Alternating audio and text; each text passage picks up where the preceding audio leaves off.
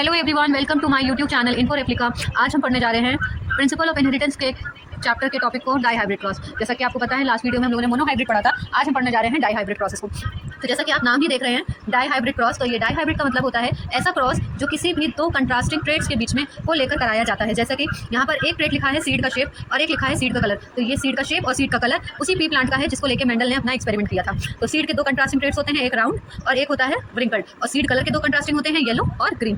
तो अब इन चार कंट्रास्टिंग ट्रेड्स को कंबाइन करके दो कैरेक्टर्स के बीच में जो ट्रेड होगा, जो क्रॉस होगा, वही कहलाएगा डाई हाइब्रिड क्रॉस इस पी प्लांट के लिए। ठीक है, तो यहाँ पर जो पेरेंटल जनरेशन है उसमें पहला जो पेरेंट है वो कैसा है, राउंड और येलो है। मतलब राउंड शेप का है वो, मतलब सीड का जो शेप है वो राउंड है और उस सीड का कलर क्या है, येलो है, तो वो राउंड और येलो है। दूसरा जो पेरेंट है वो क्या है, व्रिंकल्ड और ग्रीन। तो व्रिंकल्ड यानी कि जो सीड का शेप है वो व्रिंकल्ड है, सिकुड़ा हुआ है, और ग्रीन जो है वो उसका कलर है। और नीचे आप उसके गैमेट्स देख सकते हैं, कैपिटल आर राउंड के लिए, कैपिटल वाई येलो के लिए, और स्मॉल आर व्रिंकल्ड के लिए, और स्मॉल वाई येलो के लिए, सॉरी ग्रीन के लिए।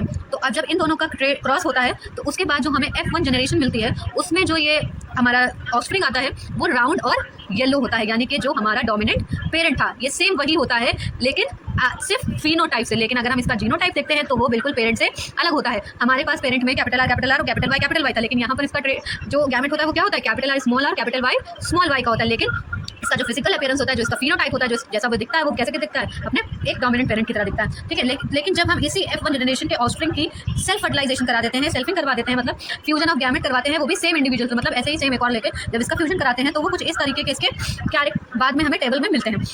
तो जैसा कि आप देख रहे हैं यहाँ पे कैपिटल आर स्मॉल आर लिखा है और कैपिटल वाई स्मॉल वाई लिखा है। यहाँ पे भी capital R small R capital Y small Y लिखा है। ठीक है, अब इनके बीच का जब क्रॉस होगा तो सबसे पहले हमें मिलेगा कैपिटल आर और कैपिटल वाई निकल येलो कलर का और राउंड शेड। तो इस तरीके से जब हम पूरा पुनेट स्क्वायर टेबल बना लेंगे तो जो F2 के जनरेशन में जो ऑफस्प्रिंग आएंगे उनका फिनोटाइपिक रेशियो कुछ इस तरह होगा कि हमारे पास राउंड और येलो कलर के सीड जो होंगे वो 9 इन नंबर होंगे। ठीक है, जैसे कि आप देख भी रहे हैं 1 2 3 4 5 6 7 8 9 है। फिर व्रिंकल्ड और येलो ये हमारे कैसे होंगे, 3 होंगे। तो ये कौन कौन से, व्रिंकल्ड और येलो ये रहे तीनों। ठीक, फिर उसके बाद हमारा राउंड और ग्रीन भी कैसे होंगे, 3 होंगे, 1 2 और ये 3। फिर उसके बाद व्रिंकल्ड और ग्रीन कैसा होगा, सिर्फ एक ही ऐसा ऑफस्प्रिंग मिलेगा हमें जो व्रिंकल्ड और ग्रीन होगा। तो इस पूरे क्रॉस में अगर हम देखें तो हमारे F1 के जो पेरेंट थे उसमें एक ही ऐसा ऑफस्प्रिंग मिला है जो अपने रेसेसिव पेरेंट की कॉपी है, और एक ही ऐसा ऑफस्प्रिंग यहाँ पे मिला है जो अपने F1 पेरेंट की एग्जैक्ट कॉपी गैमेट्स में दिखा रहा है। बाकी जितने भी यहाँ पर कैरेक्टर्स बन रहे हैं वो सब क्या है, हमारे हेटेरोजाइगस कंडीशंस शो करते हैं। तो आई होप आपको समझ में आ गया होगा कि डाई हाइब्रिड प्रोसेस क्या होते हैं। डाई हाइब्रिड प्रोसेस वो होते हैं जो कोई दो कंट्रास्टिंग ट्रेड्स को लेकर कराए जाते हैं।